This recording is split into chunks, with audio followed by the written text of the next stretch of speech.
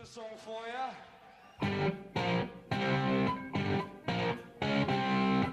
You're listening to Deep Purple Smoke on the Podcast. I will do one episode for each song the band recorded in the studio.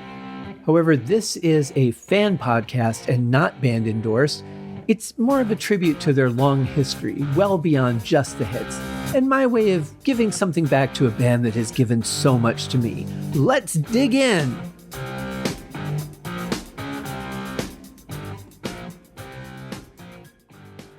Hello and welcome to Season 6 of Deep Purple Smoke on the Podcast. I am your host, Scott Haskin, and for this episode, you guys, I hope you're sitting down because I did something that you might not believe I did.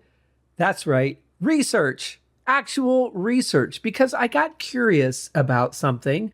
Now, I've known this album for a very, very, very, very long time. It's one of the first Deep Purple albums that I own. Any song that I put on from this album, doesn't matter which one it was, doesn't matter where I drop the needle, it instantly brings me back to my childhood. This is an album I listened to so many times. But I got curious about something because I think that as someone who is an early listener, or I listened to this in an early stage in my life, you know, I wasn't a songwriter, I was just a drummer. And I mean, I would co-write songs with my brother, but I wasn't my own songwriter at that point. Didn't have any clue about how to write harmonies or melodies or anything like that. It was really, everything was focused on drums. And I started thinking about it. And I remember when we used to play Fireball, I did not know that Ian Paice used a double bass drum on that. I thought he was just unbelievably good with his left foot and actually played this on a single bass drum. Now, I realize as I've gotten older how ridiculous that is, but I'll tell you why it wasn't ridiculous. Because it's possible. Is it going to sound accurate? No. Are you going to be in an incredible amount of pain?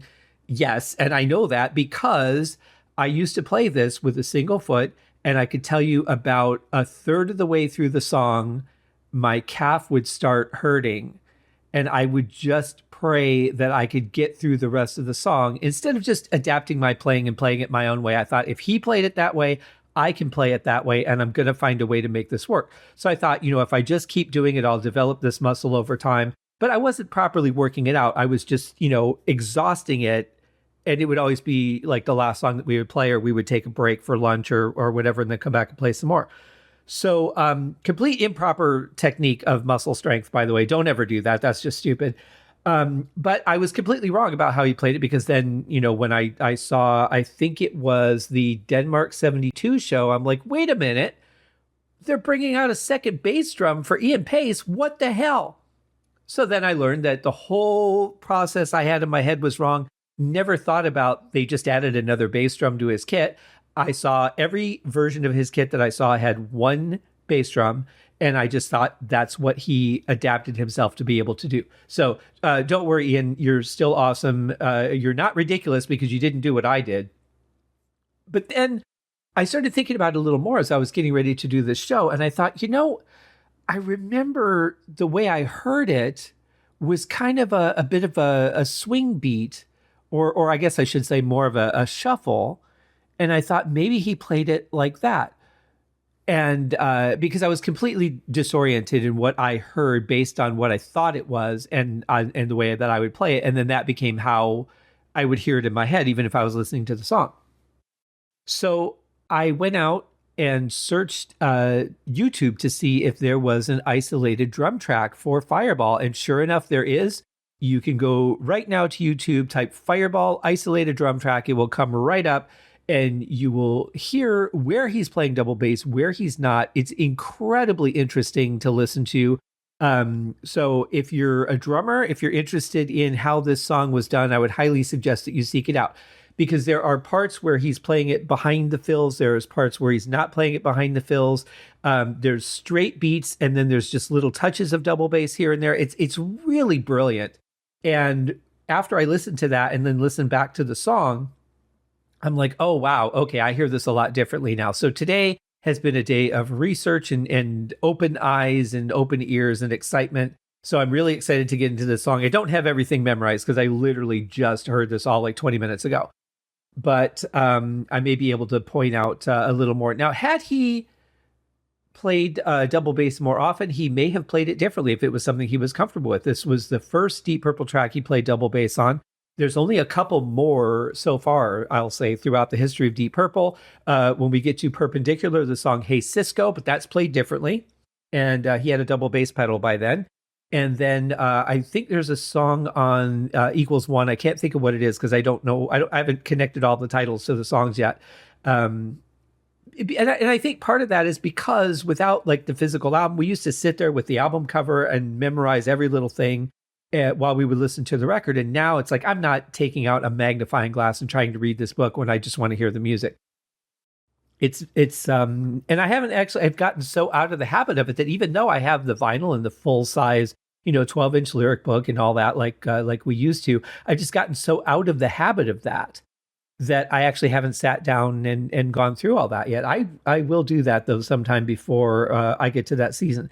But anyway, something really interesting though is that Hey Cisco's played differently. I can't remember how the other song is played. I'll have to go and find it at some point. But Hey Cisco was a completely different technique. One I think he might have used on Fireball. And there's an alternate take on the 25th anniversary of Fireball where you can hear the drums a little bit better. And it does sound like he played it more of a shuffle. So what we hear in this song is da da da da da da da, which is typically more how a rock bass drummer, a rock double bass drummer plays, sometimes a lot faster. But what I would be expecting, or what I thought he played, was da da da da da da da da, which would be more of a shuffle. That's what he plays in Hey Cisco, I think in the first half of it. And then I think later on he switches to the straightforward beat. But anyway, he's much more straightforward in this than I had expected. But he also does some interesting use of it during the verses and all that. So anyway, we'll hear what we hear in this version. This is the version from the 25th anniversary edition that Roger Glover was overseeing and remixed and added some songs. So there may be some songs in this season that you're not familiar with. That'd be awesome if I'm exposing you to some new stuff. But honestly, I love the original mix of the album because, obviously there's that nostalgia factor for me.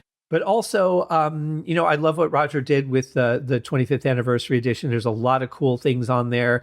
We'll get into some of them, but not all of them. Just go buy it. It's worth it. If you're a big fan of this album, trust me, you'll be glad that you did. So I say that we just get into the track.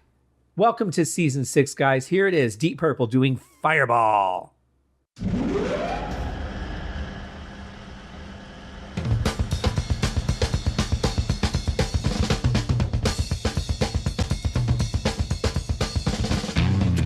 Now that is a kick-ass intro to a rock album, wouldn't you say? Interesting, the sound of the air conditioner being turned on there. It's that must have been like some super industrial air conditioner. I'm sure very heavily boosted up in the mix and possibly maybe there was an effect or something put on. Obviously, it gets heavily panned. I don't know what their fascination is with panning in the early days of this band, but there are some serious hard pans in some of these songs that, honestly, as a mix engineer now and setting aside the nostalgia factor of these songs, like I really find some of these hard pans difficult. I think I've said this in one of the earlier episodes. I don't mind extreme panning to one side or another, but when it cuts out in the other ear completely, it really kind of throws off my equilibrium a little bit. And it's not something I'm a fan of. I don't mind you going like 95% of the way, as long as I'm getting a little bit, at least in the other ear. Otherwise, I guess maybe it's a fear that I just rip my headphones on one side and they don't work on that side all of a sudden. I don't know what it is, but whatever it is, I'm not a fan of that. But I do love that air conditioning sound. When you look at the Fireball album cover, it's the band in the shape of a fireball hurtling through space. And so it's, it kind of has that, the ship is taking off, which is metaphorical for the beginning of, what they expect to be an epic album. But it also works with the album cover and all that. So I love the idea of the sound. And that was recorded in the actual studio they were recording at. That wasn't some piece of sound design that they found. And I believe it was Roger Glover that came up with that idea. Not surprising, because he's kind of brilliant. Let's get back to the song and see where this goes. Because so far, we've had a really killer drum intro from Ian Paice. And two, I should point out, I don't know how the idea came about to do this. I've heard him talk about this a little bit in an interview, that he just, decided that this was the right way to play the song. But I know that in the studio, there was other band's equipment. The Who had just finished recording something. They hadn't removed the equipment yet. So he actually grabbed Keith Moon's bass drum, and that's the second bass drum that you hear. They tuned them pretty close, I'll say. They're very similar sounding. I don't know what the size of that bass drum was in comparison to what Ian was playing at the time. But the sound of them is very similar, not 100% perfect, which is great, because you want sometimes may want a little bit of fluctuation for color, and it adds a nice little accent. If every drum, if every bass drum sounded exactly the same, or if they both sounded exactly the same, you would get an equal amount of punchiness and decay and all that, depending on your foot technique. But I like kind of having a lead bass drum sound and a secondary bass drum sound. I think that works well.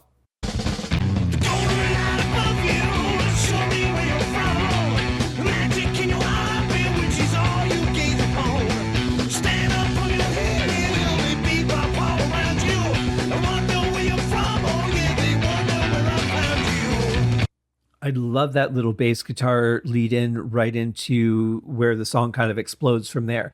Again, very short intro. We get to the story pretty quickly. But, with the opening just being the air conditioner and the drums, we're getting to know the song all at once. We've got Ian singing, and then, Roger's joining in. We've got Richie and John all at the same time. It's like you don't get a build up for the song. You don't get to know the riff or anything. You're just, boom, you're in the song. And I kind of like that. I love how Ian's voice sounds on this. It's absolutely strong and fantastic and powerful. The keyboards are really heavy and cutting through, and Richie is just playing beautifully on this and really blending in. This is mixed beautifully. There's really not much I would change about it. I might make the bass drums a little bit punchier so they cut through, but that's just me. And I'm kind of particular about bass guitar and bass drum sounds. I guess I'm all about the bass. But yeah, really cool song. Now I don't recall who the band was, but there was another band that had this riff. But I'm going to make an argument for this one. I mean, obviously, we talked about Ricky Nelson Summertime. That was a definite beyond inspiration. We talked about Wring That Neck and A Beautiful Day and all that stuff. But this one, it's such a simple riff and rhythm. I'm going to make the case that I think it would be pretty natural for more than one band to have just come up with this on their own. I think there are just some things that are just very natural to play, very natural progressions, and even just jamming around. I don't think it would be unheard of for multiple people to come up with this idea. So I don't remember who the band was, but I can't necessarily say that Deep Purple were inspired by or stole it. I don't know if they ever heard it, but I would say it's pretty reasonable that they could have come up with this on their own. And I'll leave the rest up to your own imagination, your own thoughts and feelings. That's just where I come out on it. I'm not biased at all by this band that I'm doing an entire podcast on, and not that other band that I don't even remember their name. Anyway, let's get back to the song.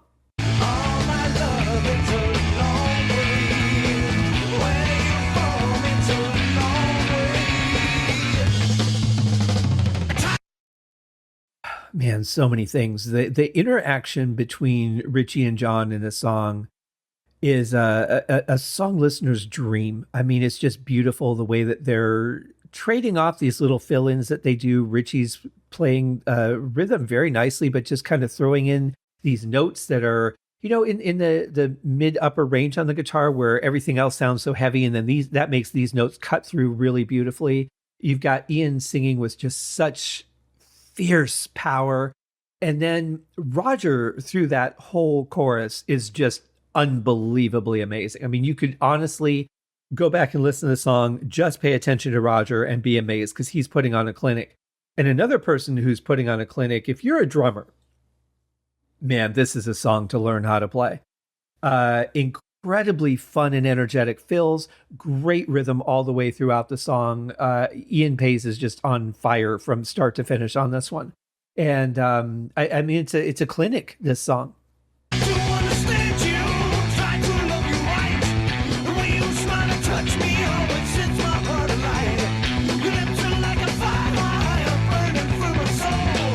People So just to go back to the double bass drum situation for a second. So during the verse, he's not playing double bass all the way through it. He's putting in just little different rhythms underneath of the verse that just make it flow and very fluid song. It's not a straight beat. It's really interesting. And if you listen to the isolated track, you'll be able to hear a little bit better what I'm talking about. The song is so heavy that the bass drums really aren't cutting through in a way that you can really focus on them as much as I would like to. So I would suggest, if you're interested in what's going on, go and listen to that drum track on YouTube. It's absolutely fantastic. But it just makes the song interesting, because if you're just playing a straight beat, it can get a little bit, you could kind of put the drums a little bit in the back of your head. But here I feel like it's just constantly like, wait, what did he just do? What did he play there? What did you just do? And there's so many other great things to listen to. It's like, I don't even know where to focus, because I could listen to Richie and John and their interplay. I could listen to the vocals and the story. I could listen to Roger or Ian Paice just putting on a show here. So much to pay attention to. And no matter how many times I listen to this song, there's so many times I've gone back and gone, oh, I didn't know that's what he played there. It's a lot of fun when you're still discovering things in songs that you think you knew backwards and forwards, but you don't.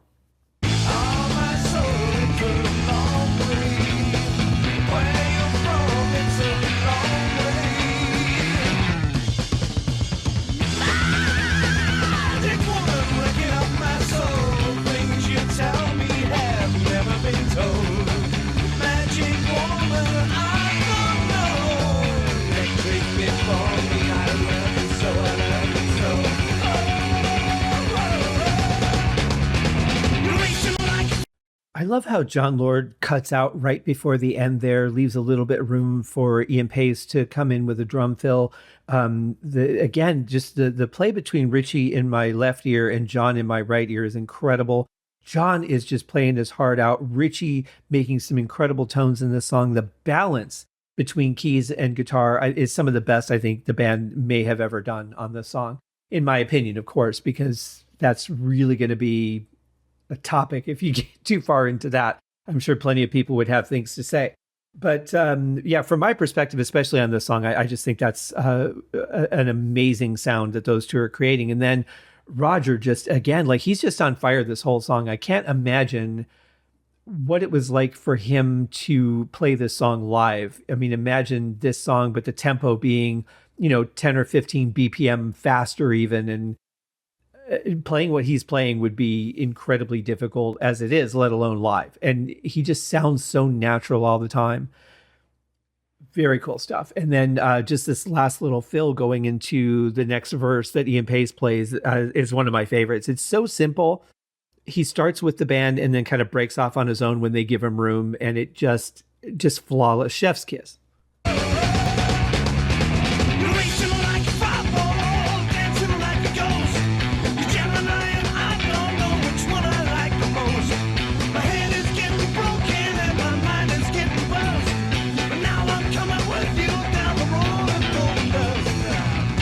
This song is just relentless. I mean, it doesn't let up. There's no, middle section where the tempo changes. It just is fire from beginning to end.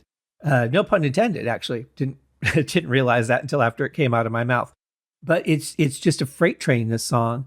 And I love the album starting out with this track. I talked on last season about maybe a different track order, but for this album, I would not change a thing.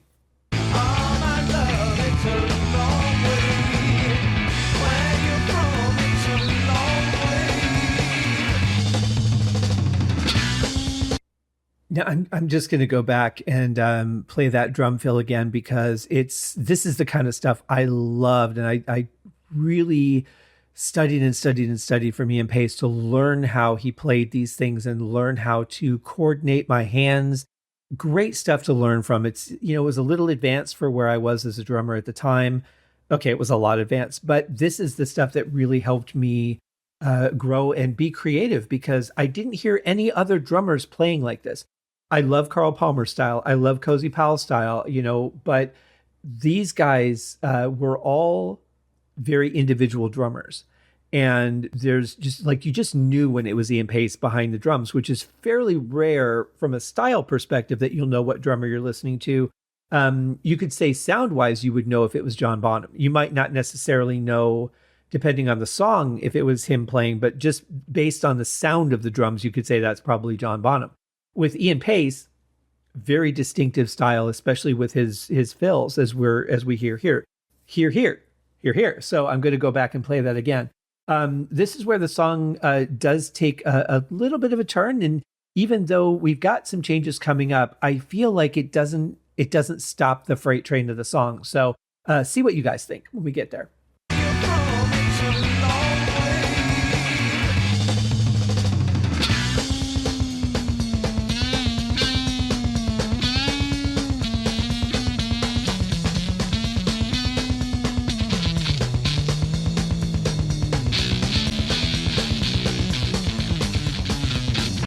Okay, first that's got to be Roger. I'm sure of it, and I'd love that everybody else dropped out except for Ian Paice. So again, we've got the engine is going, this train is going down the track, and everybody else is just kind of looking out the window for a second while Roger takes over, plays a really cool solo. But listen to how gritty that bass sound is.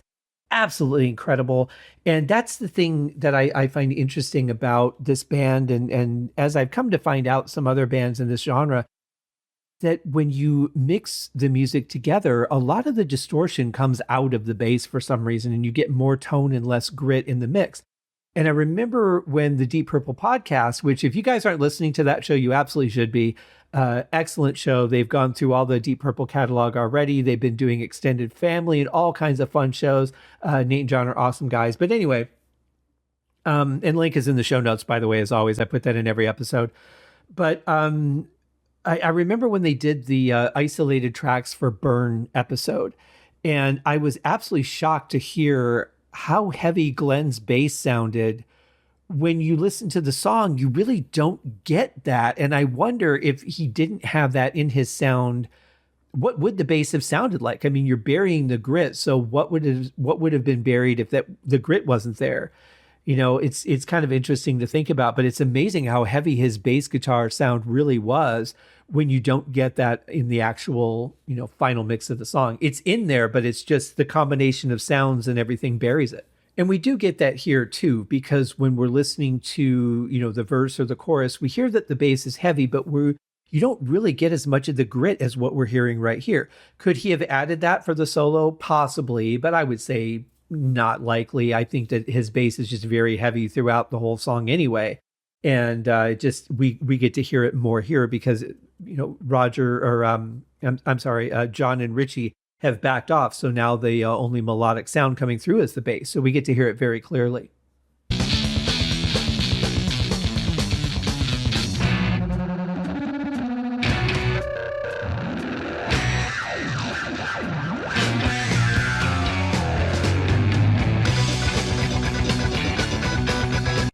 So a couple of interesting things here. There is a spot where you hear a little bit of hi-hat coming through. I'm pretty sure Ian is keeping the time with his foot on the hi-hat pedal.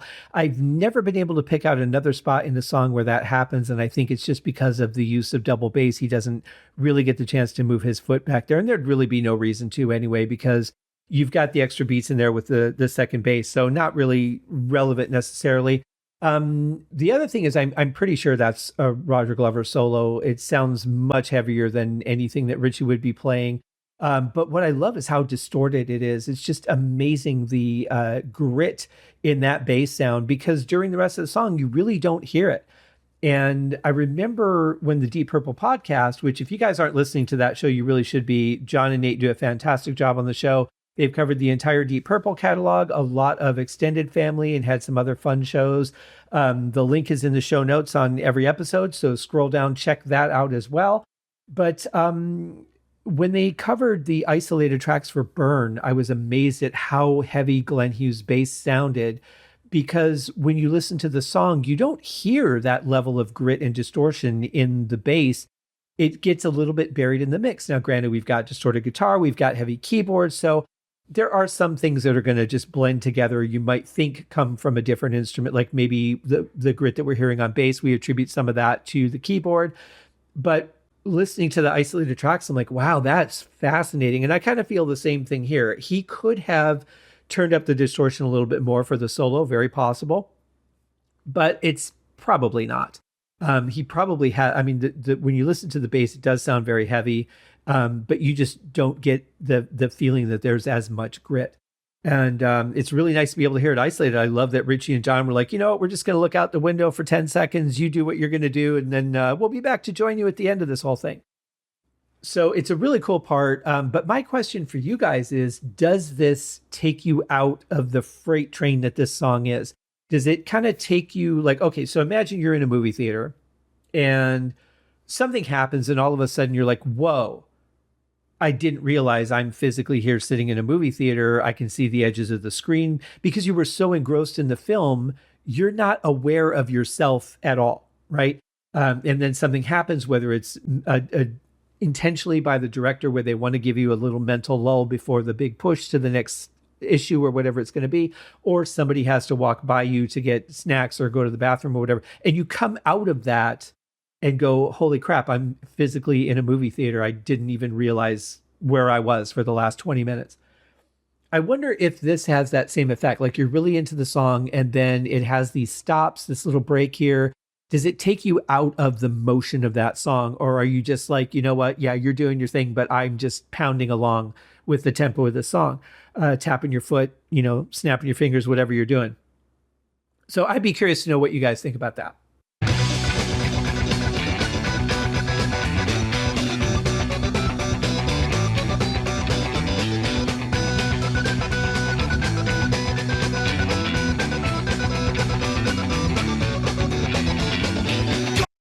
Man, another great solo from John Lord. Some killer playing from everybody else in the background, especially Roger. Again, just playing some really melodic bass there, which I love the idea that he's got and how it sounds.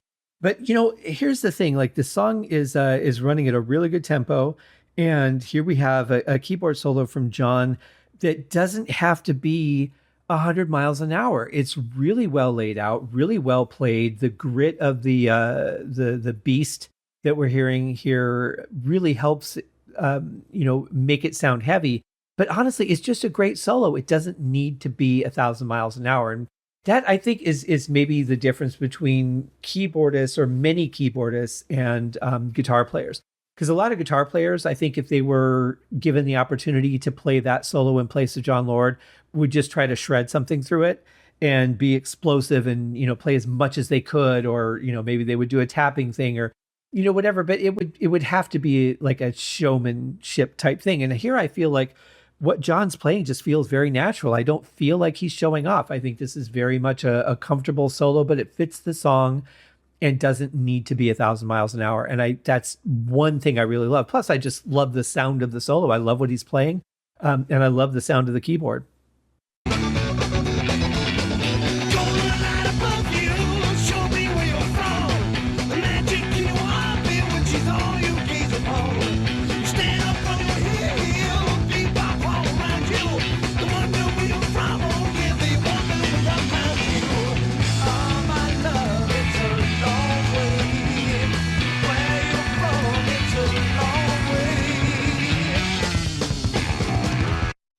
Love the consistency of Ian Gillan's voice in this. The whole thing is just full throttle. During the middle section, you know, where he puts in that scream at the beginning of the word magic. I really like that. But honestly, like his voice just sounds so good and strong on this whole album. And I absolutely love that. I think that's a big part of why this album sounds the way it does. Because if you have great heavy music and a weak vocal, I mean, it just throws the balance off. It just takes the weight out of a song. So his voice being as strong as it is on this album is a key element to the overall sound of the whole concept of the album. But again, like Roger's playing is just amazing. I love what's going on behind the vocals here. So well orchestrated. And, you know, it's interesting. I was listening to an interview of Ian Paice yesterday, and he was talking about, somebody was asking him about, you know, in the early days, all the covers that they did. And it was after Whoosh and Turning to Crime had come out. And I think Equals One was just coming out.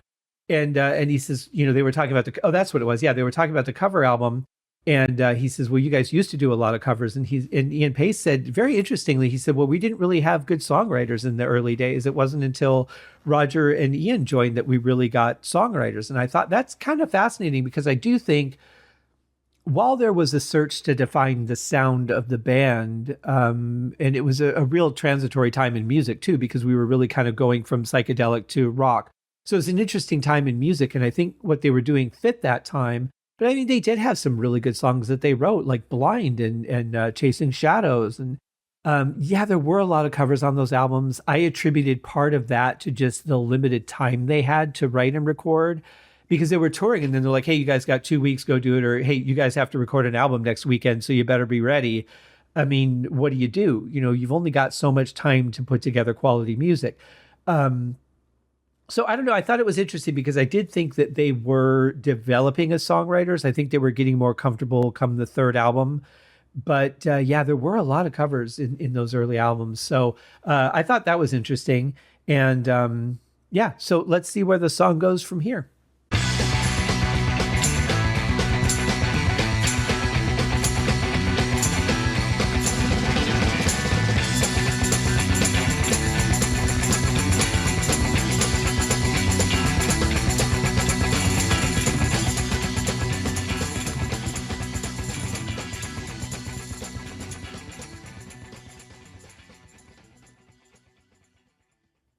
Yeah, Fireball. This is another song that God, I wish I could chase that ending and see where it goes and just follow it until the last note because they're just on fire, so explosive in this song. And obviously they're in the middle of a really good keyboard solo here. Richie's doing a great job playing rhythm. And it's nice to hear Richie just playing so simply during that, just that rhythm. And I remember John Lord saying that he's kind of a lazy guitarist. He didn't really like to play rhythm, and that's why John developed the rhythm style. But here we can hear, Richie is really backing John up on this one. And I love the sound. I love the simplicity, but how well it works with the song. And John's just going off in the solo and we don't get to hear where it goes. And maybe it was 3 more seconds. Maybe it was another minute. I have no idea, but I really like the playing here. And I've commented on Roger and Ian Paice as well, enough to cover the whole song, I think. But yeah, what a killer song. Could not have picked a better opening track for this one. And yeah, great stuff. Remember on Rockline when just Roger and Ian Gillan were on, I think it was that House of Blue Light episode, somebody had asked them which would be, of each of them would be their favorite album, or which album would they agree on was the best album. And of course, they didn't agree because that's a very personal choice.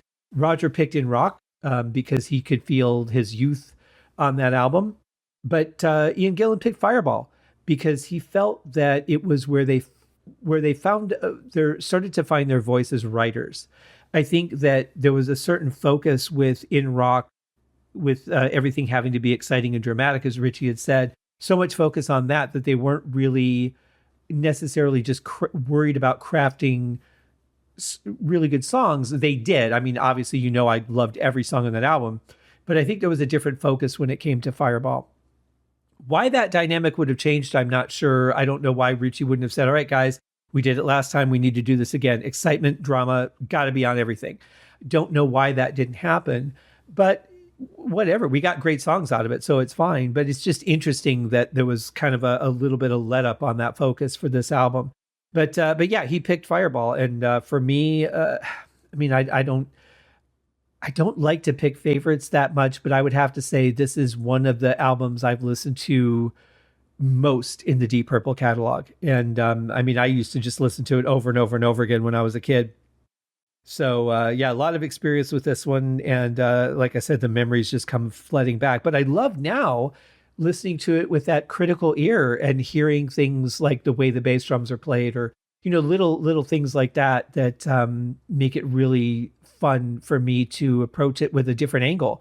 And I'm really enjoying that in the show. I can't believe we're up to Fireball already. I feel like I just started this thing a few weeks ago, and we've already done In Rock. We've already started Fireball, already done all the Rod Evans stuff. And, I remember this exact feeling when I was working on Demons and Wizards on the Magician's Podcast, which was Uriah Heep's 4th album, and thinking, holy crap, I've already covered all the Paul Newton songs. I've already covered this or that. I've already done Easy Living, and it's weird. You get excited about doing these episodes, and then when the episode is over, you're like, wow, that song's done. Like, I've said what I had to say about it and probably won't be revisiting it, which is really interesting. So on the Magician's podcast, all the episodes where I had a guest, I went back and did another season because there were only 10 of them. So I went back and did another season where I reviewed all those songs by myself, because when you're doing hosting duties, you're kind of not quite in the critical listen mode. You're having conversations with the guest. You're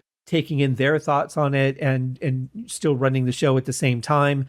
It's a lot to focus on. So you miss some of the stuff as far as the critical listen goes. So that was kind of fun, but there were only 10 of them. Yeah, I don't know. It's so interesting to be able to listen to a song and hear it in a different light. But then you're like, oh, Fireball's done now. I won't be doing Fireball again. It's an interesting and weird feeling. I'm looking forward to every single episode of the show, but then when they're over, I'm like, oh, it's kind of sad that that's over now. So I don't know. We'll see what happens. But yeah, it's been really fun doing this. We're already up to season 6, and I hope that you guys are enjoying it. Judging by the numbers of people that are listening, it seems so. Gotten some great feedback on some of the episodes that I've really appreciated. Thank you guys for doing that. If you're enjoying it, please go down to the Patreon account that's in the show notes. If you feel like signing up for $1, $2, $5, whatever it is, much appreciated. Thank you to my current patrons for that. We'll get into that again on Monday. But yeah, Fireball, such a killer album opener. If you guys think that they could have selected a better song off of this album for an opener, what would it be? Let me know your thoughts, or let me know if you think Fireball really is the right choice. To me, I would say hands down, it's a great way to start off, especially if you think where they left off from In Rock. They went on an explosive tour. They're a very exciting band on stage. What would be a great way to start, There you go. There you have it. We'll see you guys in the next episode. Cheers.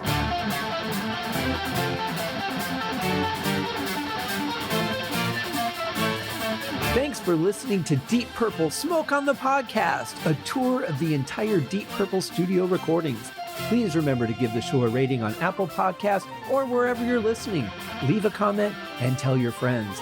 I also have a Patreon set up if you'd like to support the show. You can also write to me at smokeonthepodcast@gmail.com. I hope you enjoyed the episode, and thanks for listening.